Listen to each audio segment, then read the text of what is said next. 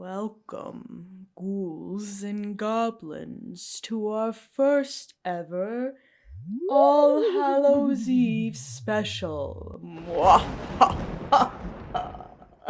For this very special episode, we've picked a creature of nightmares to invade your dreams.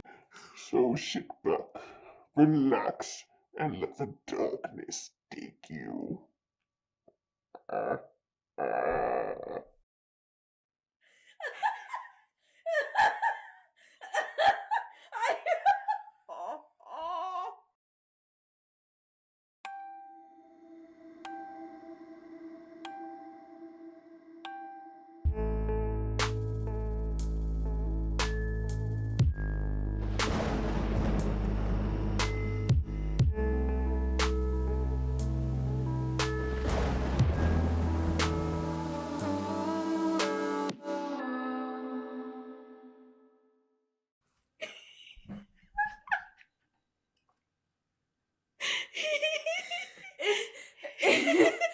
It's the laugh. It's the laugh. I need you to stop. I'm so sorry. It's like I'm gonna hear that actually tonight while I'm falling asleep. I'm gonna hear in my ear.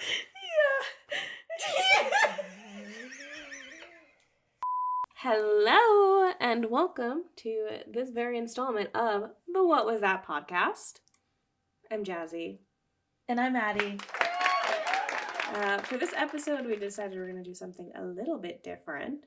Addi had a really good idea of picking two very haunting creatures and doing little presentations on those. Addi's going to be up first. Yeah. What did you choose for your haunting goblin, ghoul, or ghost? So I picked the boogeyman, which I kind of regret a little bit because I didn't realize how vague the boogeyman is, in terms of creatures. But we can get into that. Yeah, okay. Okay, so let's do a little deep dive into the boogeyman. The boogeyman, the world's most renowned mythological terror. It exists in every corner of the earth. There's no clear description on what it looks like, sounds like, man, woman, it all varies depending on which part of the globe you're in. The one thing they all have in common is that the boogeyman is there to teach you a lesson. This is mostly centered around the behavior of children, but is also depicted in a majority of pop culture as being motivated towards adults. But just like in appearance, no one knows the reason for its true existence. So let's jump back in time a little bit. The first report of the boogeyman was dated back to the 1500s in England. This isn't like 100% solid. The boogeyman is kind of an enigma, so it's really hard to like pin down an exact date. But it was used as a term to reference to hobgoblins, which is like a malicious and mischievous creature. The name boogeyman is also pretty hard to pin down because of all of the names that it has. In Middle English, the word booge or bougon can mean scarecrow, big man, goblin, or ghost, depending on which language exactly you're looking at. The Welsh word for bugol, which means fear. So putting both of those terms together, we have fear monster. And that's exactly what the boogeyman does. It feeds on the fears and terrors of this victim, weakening it psychologically before attacking, and it uses its greatest fears against them. And this is like the main repeated trait throughout all of the culture's versions of boogeymen. So we'll just run through a couple of examples of different cultures' versions of the boogeyman, because it every single country in the entire world has a different version of the boogeyman, which is crazy. I mean, it all is for a common reason, but we'll get into that. So, in some Latin American and Spanish countries, their boogeyman is El Cuco. Coco or Cuco is a colloquial term used for skull. So, he's the skull. El Cuco is an amorphous shadow figure, sometimes dressed in a dark hooded cloak, that is to come in the dead of night and devour misbehaving children. It's said that El Cuco will wait in the shadows and hide under beds and on roofs. If a child does anything wrong, El Cuco will come in and devour them, leaving absolutely no trace. The first known rhyme of El Cuco was in the 17th century and has been roughly translated to sleep, child, sleep or else. Cuco will come and find you and eat you. Oh my god. I would sleep. In Germany and some other European countries, they have the Bootsema, an inhuman creature who hides in the shadows and under beds, takes children away, never to be seen again. Nursery rhymes, games, like they have a tag game, that's essentially like one of the kids is the boogeyman, and he goes around and touches children and kills them. Oh my god. And then you're out because you're dead. Super big children's game in Germany, apparently. Bettina, I need you to let me know. Or your mom, or Donna, let me know. Germans, tap in, please. In Haiti, they have the Metminui, a very skinny, tall, pale, dark-haired creature that appears at midnight. He roams the streets and everyone out, regardless of if they're misbehaving or a child or adult, you're done for, dead. Oh. And that's a difference from a lot of the ones before that are like mainly focused on misbehaving children. Right. This one is, if you're out past midnight, sorry, Chuck. Get got. You're done. You're done. You're done. In Italy, they have L'Uomo Nero, which translate to the black man, which is in its reference to a shadowy appearance. So it's like the night man. He's hiding in the shadows. He's a very large, lanky shadow figure that sometimes has a full body appearance, and sometimes he's just really ghost-like, amorphous. And again, it likes to hide in the shadows and under beds and scare children into misbehaving. For centuries, adults have relied on the boogeyman to motivate or entice their children to be well behaved. You know, classic fear. Oh, yeah. Is the word mongering? Yes. My brain is like mongering. Yes, fear mongering. From parents trying to get their kids to misbehave, they threaten death by a horrific creature that hides in the shadows. Act up in the store, you'll get snatched. As with all monsters, Hollywood has gotten their little claws straight into the boogeyman and ran with it, creating some of the best monsters that have ever been imagined in cinematic history.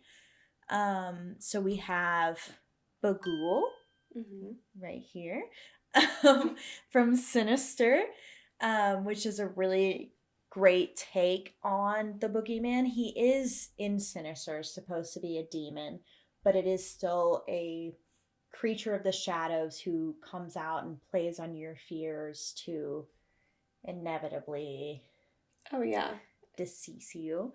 And then we have Oogie Boogie, which is another take on the boogeyman. He lives in this dark, shadowy cave. I mean, he's in complete darkness, which is why he has that nice glowing He's sack. looking good. And he's like the devourer of children. I mean, he has shock, lock, and barrel that are at his beck and call. So again, another great depiction of the boogeyman. And then we have the boogeyman from the movie The Boogeyman, the 2005 version, and the 2023 version, which really plays into the darkness, ultimate fear mode. Have you seen either of the Boogeyman movies? I don't think so. Okay. I watched the first Boogeyman movie with my dad when I was like 6 years old, 7 years old. Wait, what was that? 2005. Okay, I'd be like 8 years old. Yeah. I lied. 8 years old. I watched it when I was with my dad when I was like 8 years old. And it traumatized me because it was like in the dark. The opening scene of this movie is this kid laying in bed and he has a chair in the middle of his room. Why you would have a chair in the middle of your room with a shirt and pants on it, just in the middle of the room. Why? Okay. Why would you do that? Plot holes. But the light goes off. It becomes a person sitting in a chair. Light comes on, not. Light goes off, person. Light goes on, not. Light goes off, person standing up, coming closer. Okay. And then eventually, child is gone. Yeah. So, and then the movie follows, like, maybe he's not gone. I don't know. It follows a kid who grows into an adult and has this, I think he's not gone. I think that was him. Okay. I'm sorry, guys who are listening. I haven't seen it in a long time. So, and then he goes back to the house and there's like this whole thing where he has to like confront the boogeyman. But anyway, we have those examples, which are great examples.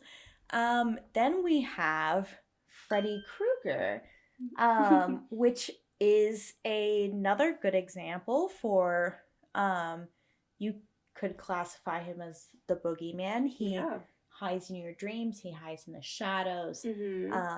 Long claws on his finger. He goes after children. I mean, they are high schoolers, but they're legally. Yes, and it all started with children. But it's something that like preys on your fears, and it's another good depiction of the boogeyman. It's not, again, the boogeyman is such a like widespread, broad character.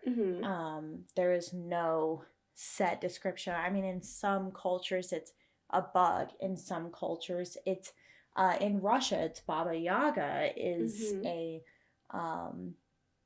boogeyman. And she's like an old grandma. In some cultures it's like a man with a sack. Like there are so many different depictions of the boogeyman. And another one that's in media is Pennywise from It. So there's the 1990 and then the 2017 version. And that's another really great example of a creature that hides kind of in the dark, in the shadows. It feeds on fear. It weakens you down to your core before getting rid of you. And then my favorite is the boogeyman from the Powerpuff Girls. And he's just, one of those demons, one of those guys. He's one of those boys. He's just a bad guy. But he is depicted, again, with large claws, talons, horns, red eyes. Like, he is still depicted in this really demonic, I guess you could say, way.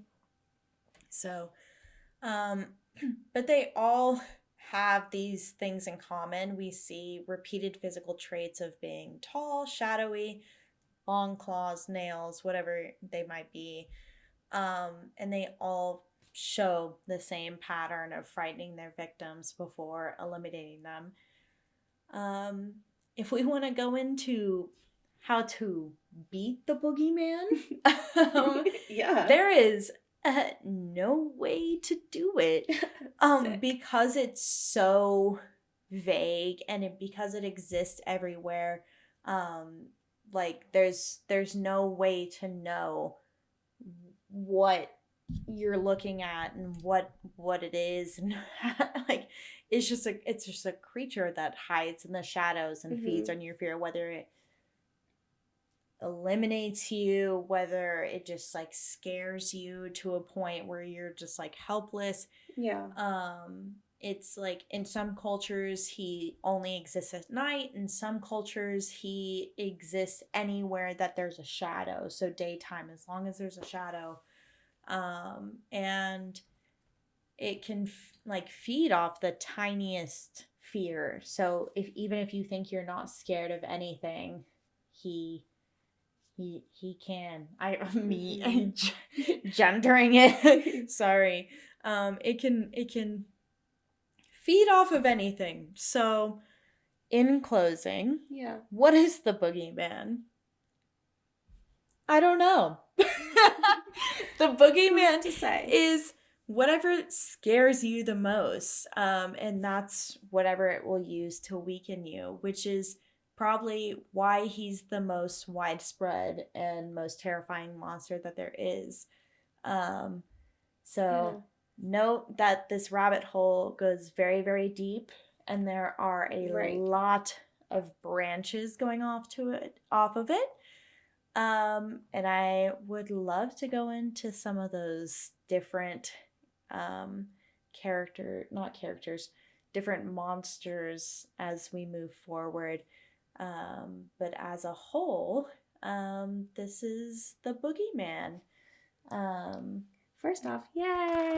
Applause. That was a good presentation. Okay, so my thoughts on this.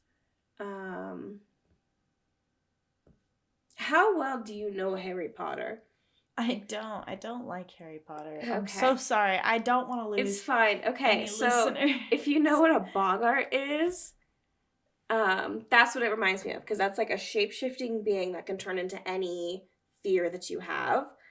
So essentially, it's fear itself, which sounds like the boogeyman has like so many different shapes and forms depending on where you are regionally. That it's the idea of fear itself, however you imagine it, which is pretty cool. Yeah. I like that you included Freddy Krueger as one, because I never thought of him as one, but that's totally what he is. Yeah. Another one to think of too is Michael Myers. Yeah, actually, I could tell. Yeah, he's you're like, so right. It's like they're so, and that's why it's so interesting to me too, is because there are so many different depictions of the boogeyman. Like you never have anything like the Babadook. The Babadook is a perfect example. Yeah, did I have that in my list? Have that. Oh my god, I missed it. Okay, I did. The Babadook is a perfect example of the boogeyman. Have you ever seen the Babadook? I have. Okay. It's First amazing. Off, Babadook is a gay icon. If you're yes, not pop absolutely. Leave a slot open to put. Ding! Just like a sexy little Babadook. But the Babadook is like a perfect example of the boogeyman. And another one that I would love to have more of a deep dive in eventually, the Hat Man. Is also a repeated one. Man, yeah. But yeah, it's just so interesting that it's like the boogeyman isn't even like the main class, I guess, of monster. It's like a subclass, and then you have all of these little branches coming off of this like one creature. It's pretty insane how many different, I mean, literally every single culture has a different name of the boogeyman. I mean, even in just the US alone, People in like Iowa, in some regions of Iowa, will call them a corn stalker. Huh? And people in the Pacific Northwest like still call him the boogeyman, but the thing with them is that they say like he appears in a green fog. Okay. So it's like There's different, yeah, there are yeah. so many different boogeymen.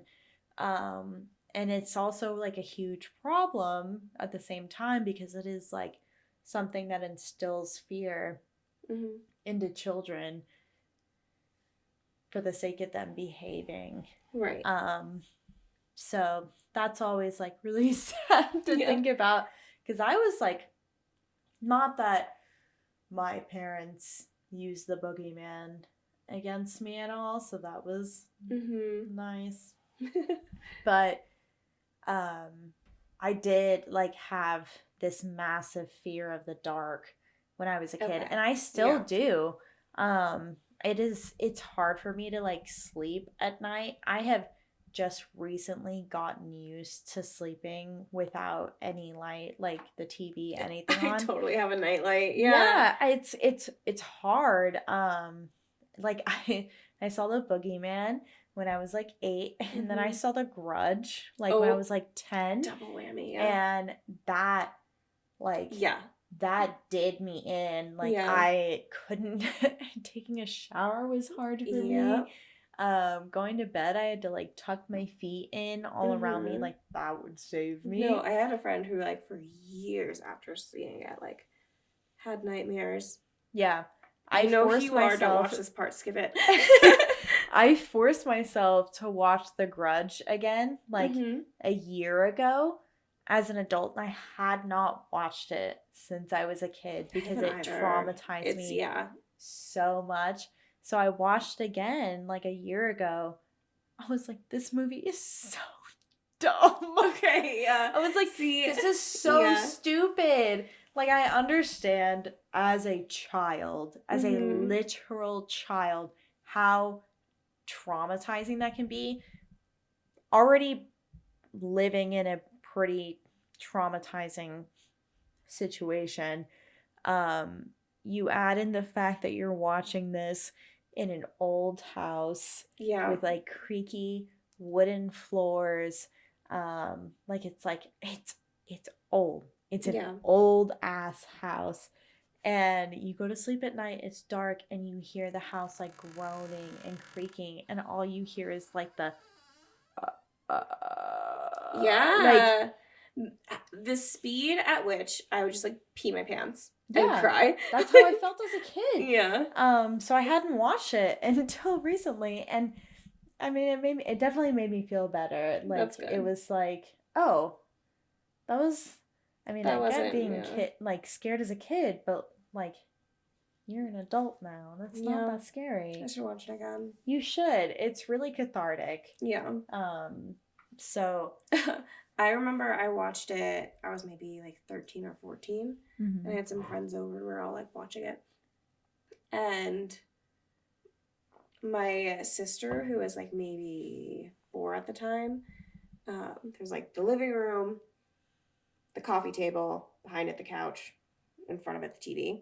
And she's trying not to walk in front of the TV because she's being mindful. So she crawls under the TV, and one of my friends like sees just something crawling on the ground as he's watching The Grudge. And I've never seen anybody react so quickly. Like realize they were about to kick a toddler in the face and be like, "Oh no, no, no, no, no, no, no, no, it's fine, it's fine. That's actually just a child. It's okay. The Grudge is not gonna get me." It was so funny. It was so funny. For my presentation, I'm doing La Llorona. What if I hit that every time? La Llorona. Switch it up and do different ones. La Llorona. Ya Llorona. That's what I'm doing for my presentation. La Llorona. So similar to Addison growing up in Texas, I was on the El Paso side of things. Technically we lived in New Mexico, but it was like right on the border, and it was a very tiny town with a Dairy Queen and a post office and then a few houses. So you drove an hour into El Paso for everything. But to drive into El Paso, we had to drive over the Rio Grande. So this was a story that me and my classmates heard about a lot. And every time we like drove over, like going to school or coming home from school, especially at night, I'd be like peeking out the window, like, we're gonna see her.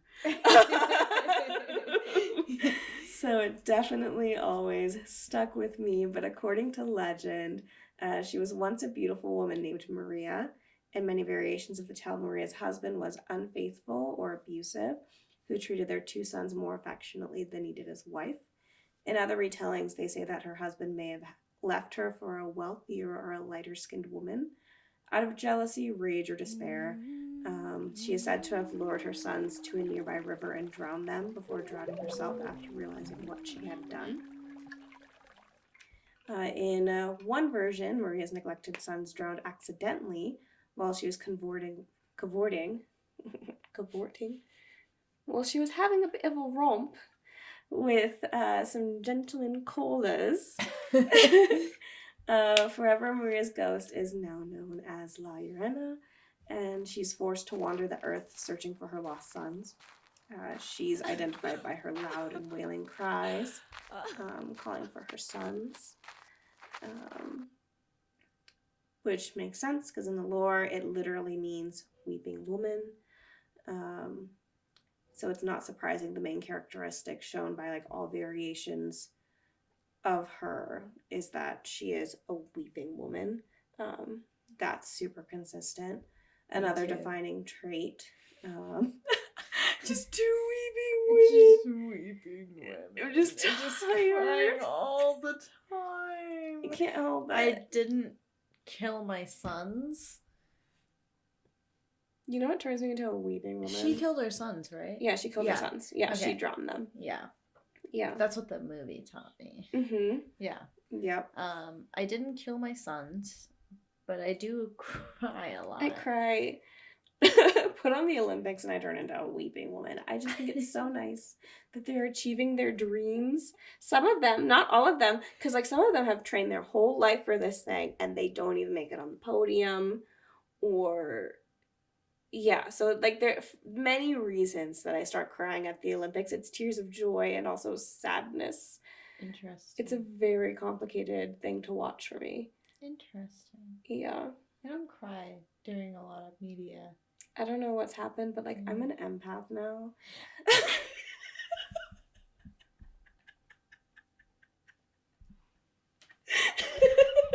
One day I just like woke up and I was like, maybe other people have feelings. What a concept.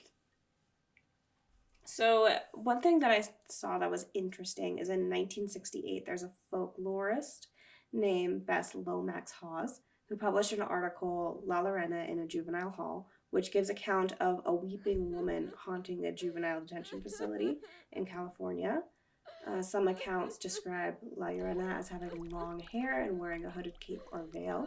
Others describe her as being young and pretty and dressed entirely in black or white, having bones of the dead children embedded on her backbone, which I think it makes a lot of sense to have an entity like this in a juvenile detention center because especially like growing up, like that was one of the things you heard, like similar to the boogeyman, like behave or else La Llorona is gonna come snatch you. Like, don't go out, like, past a certain time out night. Don't be, like, playing down by, the Rio Grande. Like, there's a lot of things, like, don't do it or else you're gonna get act up, you can get snatched up, basically. Yeah.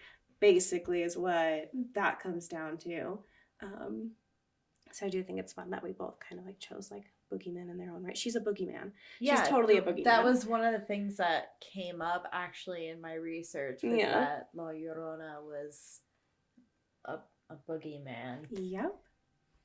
But yeah, as mentioned, she's said to wail for her own lost or dead children, and in many of these stories, she killed her own children. In other stories, she appears mainly to women who have children, and some she kidnaps children who are then never seen again. But in all iterations, encountering her is to be avoided at all cost. She typically appears as a malevolent spirit, either a bringer or the direct cause of misfortune to the living. It's said that her cries are destined for misfortune or death. Sometimes she's observed roaming around at the distance, but most typically she is heard weeping and shrieking throughout the night. Eerily, her wails are often said to sound more distant the closer she gets to her victims, which is super unsettling because like you think you're getting away from whatever it is, and then boom, it's right there. Yeah. That would be absolutely terrifying. 10 out of 10 on the mind games though, because you feel like you're safer. Yeah, you're like, oh my god, I'm finally free. Yeah, turn around and it's like right there. It's like, Huh? hey. It's like, Is Debbie Ryan? I thought, oh my god.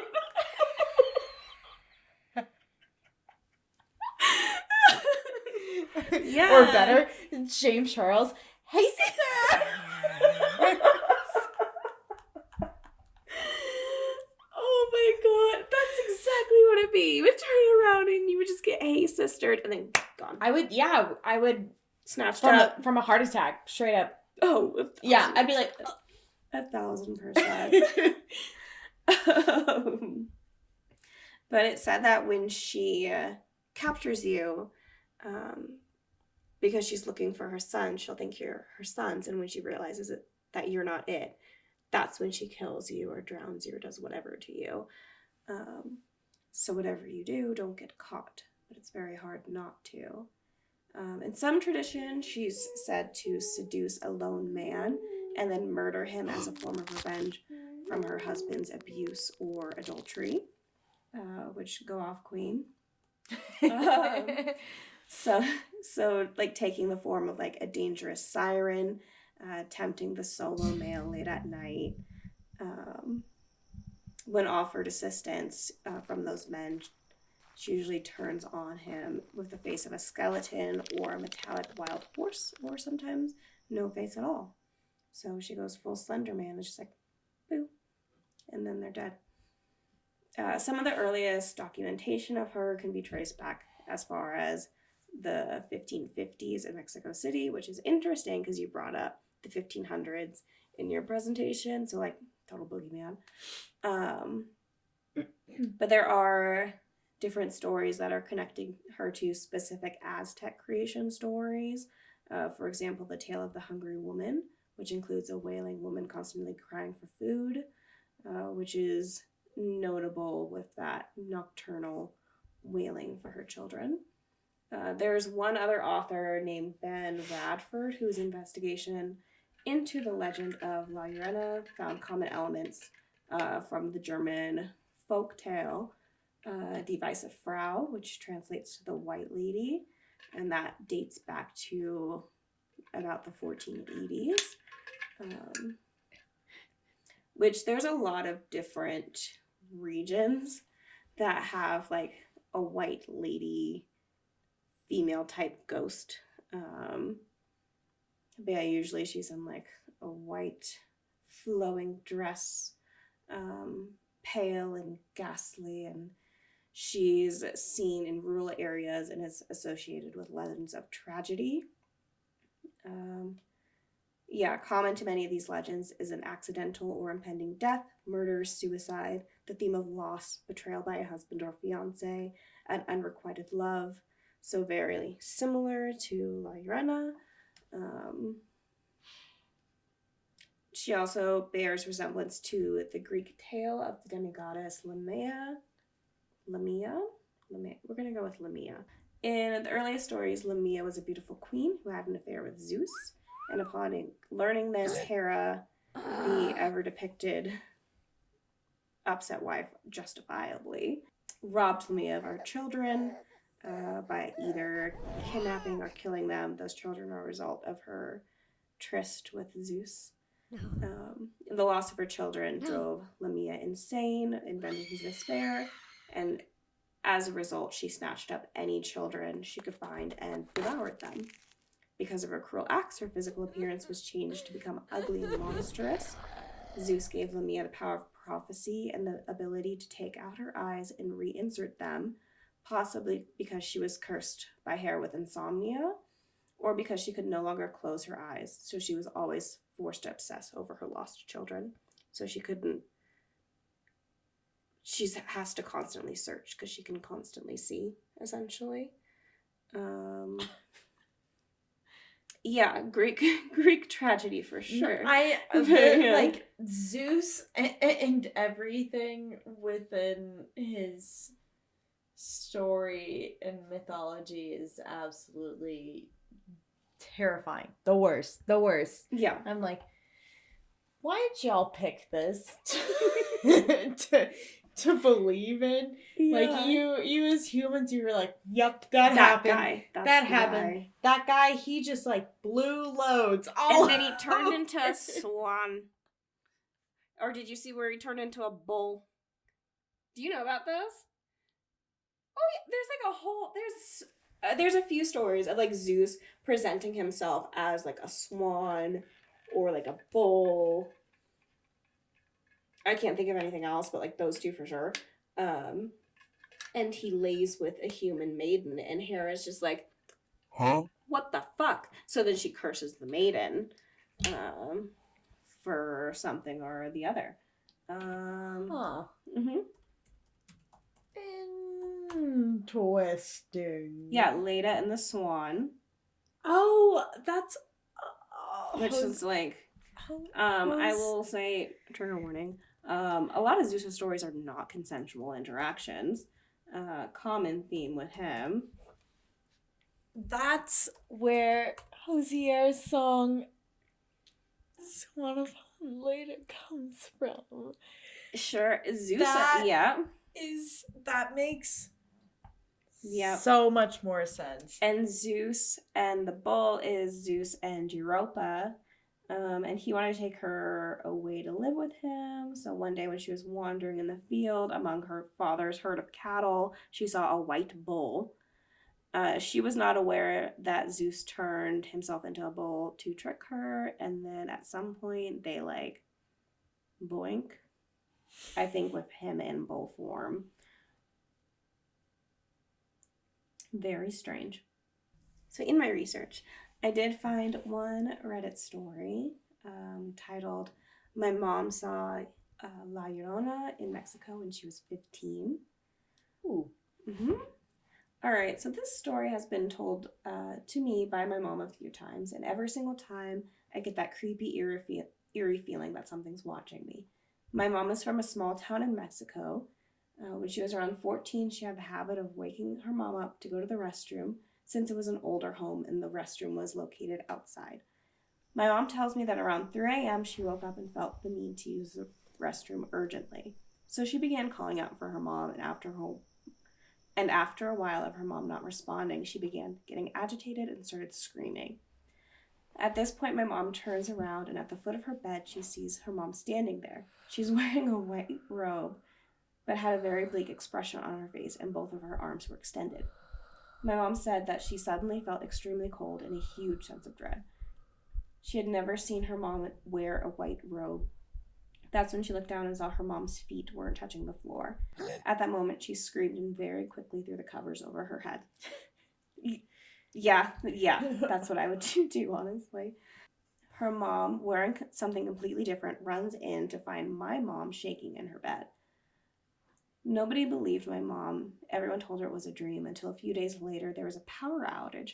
During this, my mom and a few of her siblings, with all their parents, decided to sleep in the living room. At the same time, around 3 a.m., they heard the same undeniable wails of La Llorona down the street. None of them slept that night. So, very much spooky, creepy boogeyman. This was the boogeyman of my childhood for sure. From a very young age.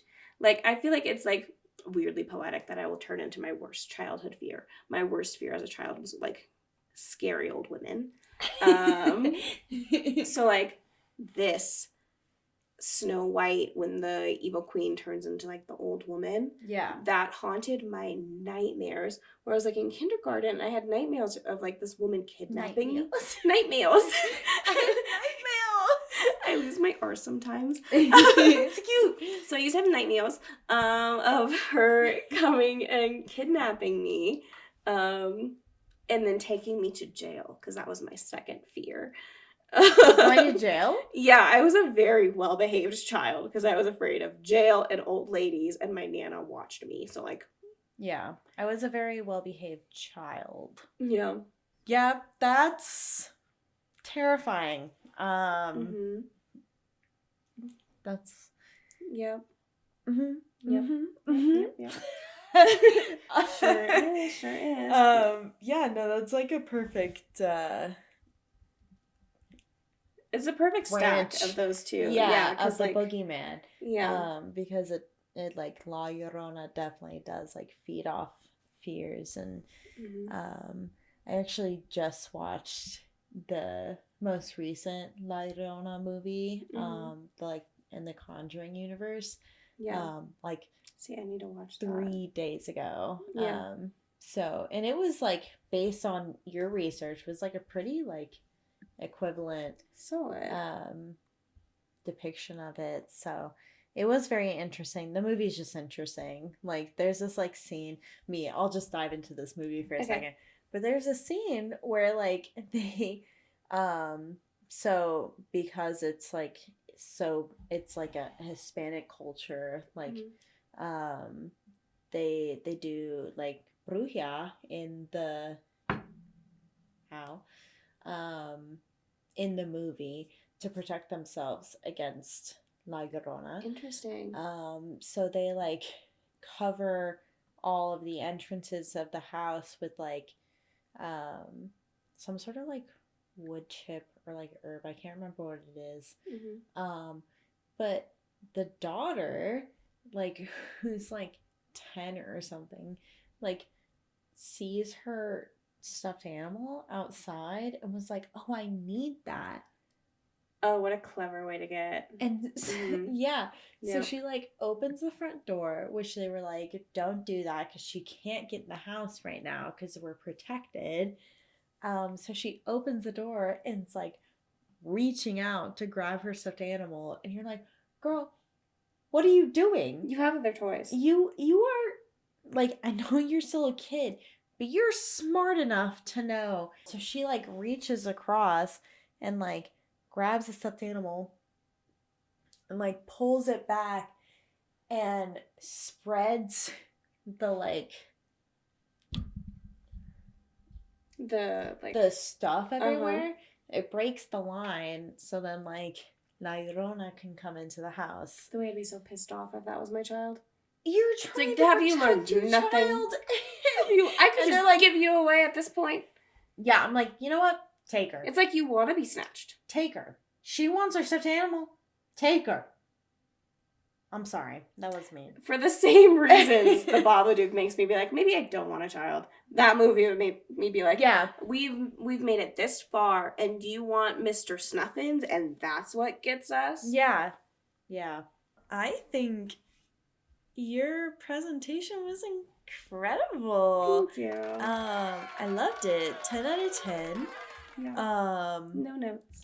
I did enjoy this format of the episode. I hope you guys did too. This is our first try, so like you did already with the first couple of episodes, you bared with us, so bear with us on this. I'm sure we'll get better as we work on it. We also were kind of on a time crunch with this. We didn't think about it and do math right and realize that we needed another episode before Halloween. Yeah. So if you listen to our last episode and we said it was almost Halloween, we lied to you. Just kidding. Bruh. It is the day before Halloween when Right. you're listening to this. Yeah. So yeah. Yeah. If you learned anything from the Hoot Math, it should be that we're not women in STEM. If we were, we would be super rich and not be making a podcast to try to make $1 bazillion.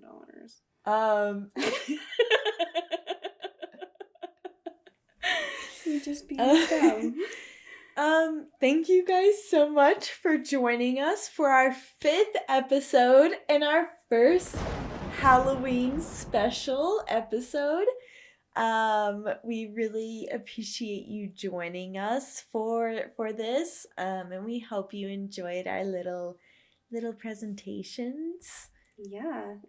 Hopefully this is something we'll do more in the future, just to keep the format shaken up, keep you guys kind of interested, and really kind of explore what our podcast can be.